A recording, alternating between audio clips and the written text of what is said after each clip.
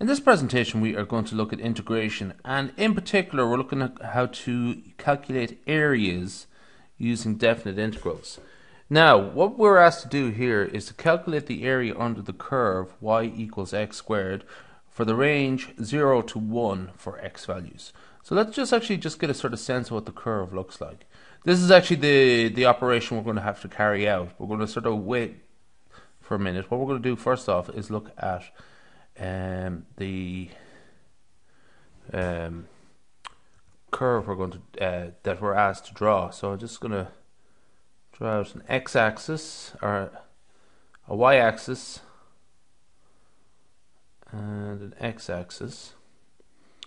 So this is y, this is x, this is 0, and suppose this is 1, this point here, and over here we have 1 also. So when x is 1, y equals x squared, so that's also 1, so we're just around here.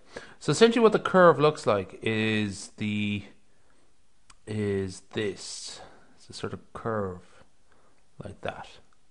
And what we're asked to do, it keeps going onwards, but what we are asked to do is find the area of this shaded area here. Everything I have shaded in green here. So that's the job we're asked to do. And what we are going to do is use definite integrals there. So the operation is straightforward enough, actually, once you're reasonably familiar with basic integration. So what we're going to do first off is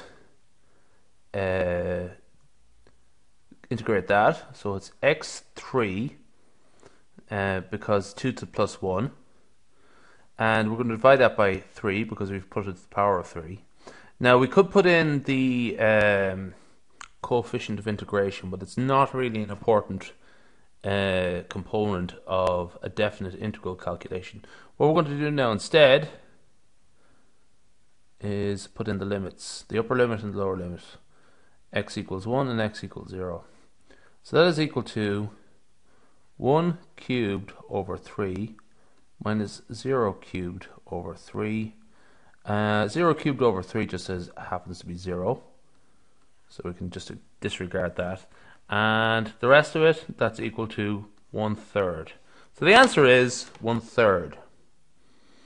So let's just bring it up in the next slide. That's pretty much everything there, and that is the end of the presentation.